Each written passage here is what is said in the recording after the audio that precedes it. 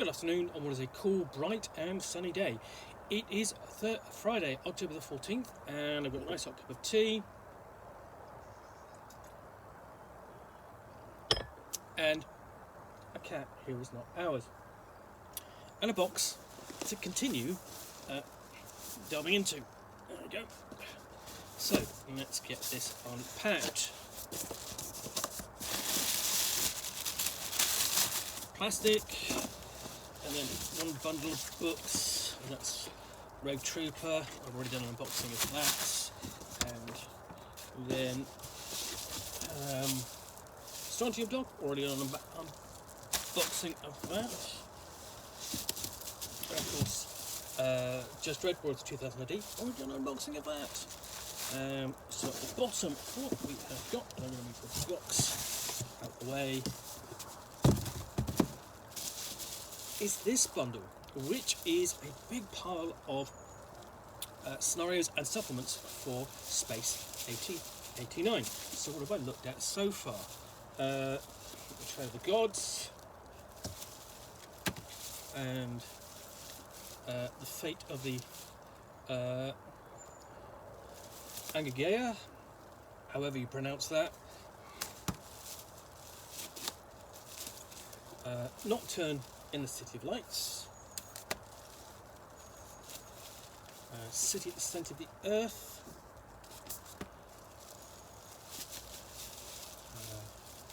Thunders of Venus,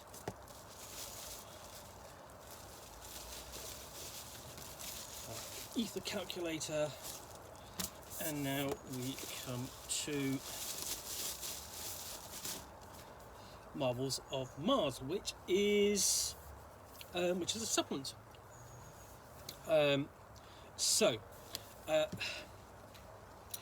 Space 8089 is a role-playing game that first appeared in 1989, published by Game Designers Workshop.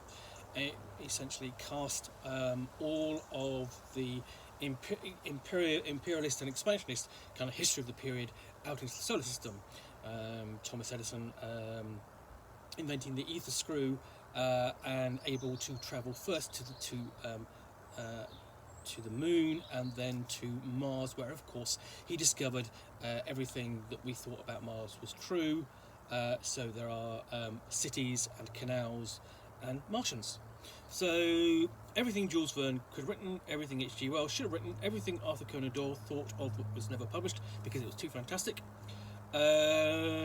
Creatures of Mars. Mars, a dying planet, still far from dead.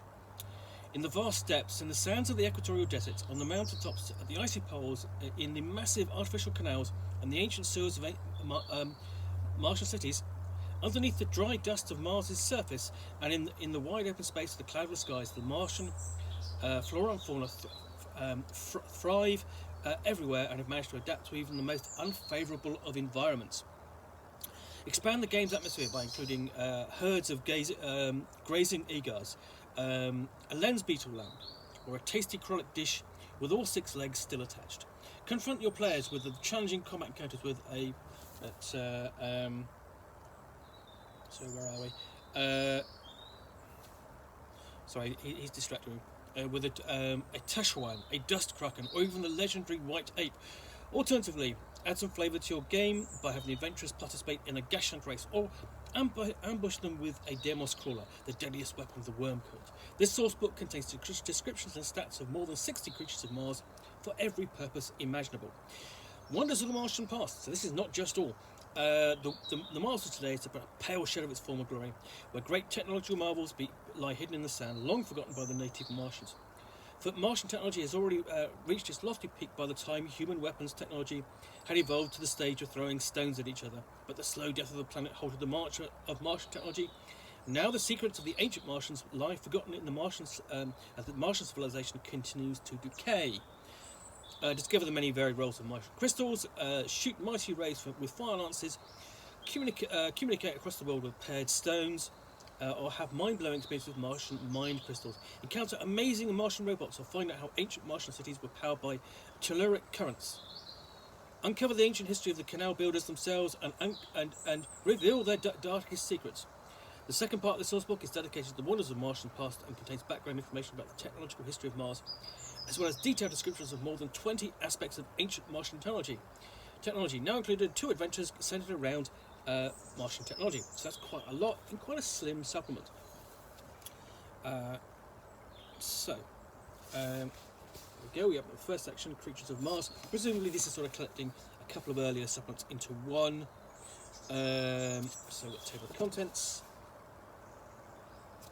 All quite dry and grey looking, I'm afraid, but we're getting to the first page. I've got a list of habitats. Oh, get past the cat's tail. I've got the first monster, a Bifra Urum, a white ape. Now, this is straight out of Edgar Rice Burroughs, John Carter of Mars Stories, and Barsoom. It's almost de rigueur. You've got to have it. It's almost like going, oh, is this role-playing game set in the 1890s? Yes. Where's Sherlock Holmes? It's a cliche, but it's an expected one. So we've got water ticks and artifact symbionts. Actually quite nice illustrations, I have to admit. And it's a nicely done book. It's much more better illustrated than the scenarios I've seen for other Space 89 supplements for this line, which I forgot to say is from Clockwork Publishing, German publisher, and it uses the Ubiquity system, first seen in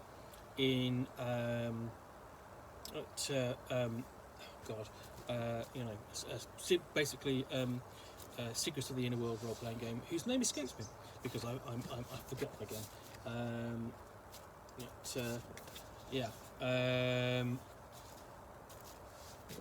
So lots of weird and wonderful scenarios, and he's giving me a good hard stare there and blinking the eyes. And here we've got a red mannequin, a Radu Grey. It's really some quite not a little creepy. But, pet Rugies, so you can have Martian pets as well. I'm sure there'll be a big hit back on Earth if you can bring them back and get them with the right food. Rugi Para, a Martian Mastiff, and a Skek Paris. I've got a Mastiff, and then there's a spider thing. And then the Teshuan, the Martian Hunter Lizard.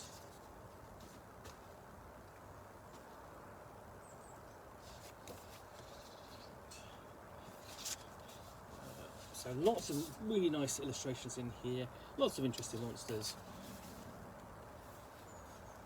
including a Weatherbra, a death spider. And even if you're not using this for your science fiction game, you could easily come away from this and go, right, I want to use this in inspire your other monsters in your other games. So we even have great sharks and crushers, so aquatic animals to be found in the dying plates of very shallow seas. Flying animals, of course, because the gravity on Mars is much lower, and therefore things can fly. So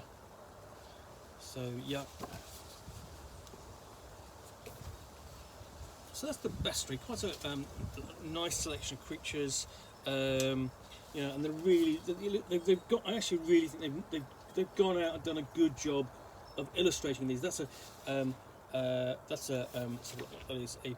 Lorek, a flesh-eating firefly, and that's such a good illustration. We've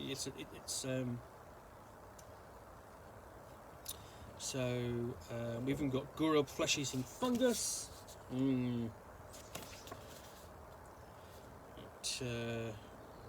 And then we come to Wonders of the Martian Past.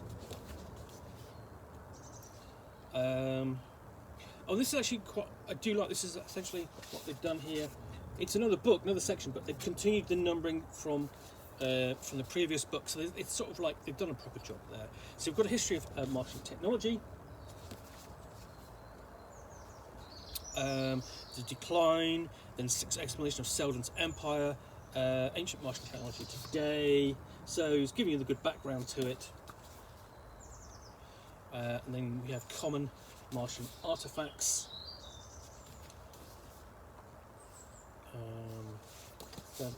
Here we kind of switch back to sort of like fairly grey, heavy text, I'm afraid. Martian robots, and then trim keepers, mechanical hunters, interesting things that the player characters can encounter in their exploration of Mars' ancient past, telluric technology, things like impellers, power taps, chemicals, and then we've got chemicals and drugs, spider cloth armour, very drow-like look there, and then lost cities and ancient ruins, the mystery of the canal pumps, and essentially we have the sort of the mighty technology of the ancient past and Seldon's empire, and an illustration of a typical Martian pumping station and hidden research stations. So you've got an element almost of sort of like of Dune there to an extent with the deserts and the strange creatures and the secrets out there. And then we've got a couple. These are a couple of adventures here, I think, as well. The Desert Flower, and then the Count Vanderbroek and the Lost City of Jansaroon.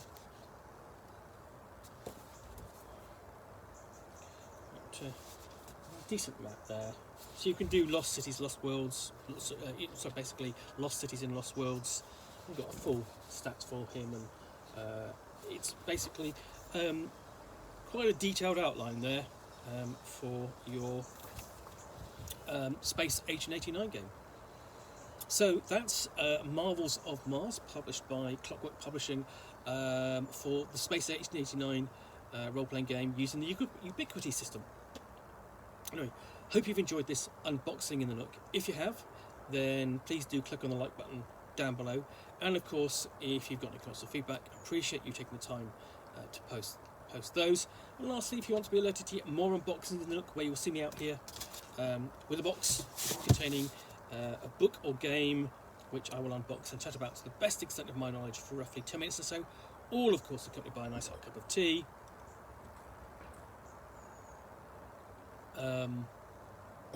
Then please do hit that subscribe button put down below. In the meantime, thanks again for watching another unboxing in the Nook. I'll be back again soon with another one. Bye for now.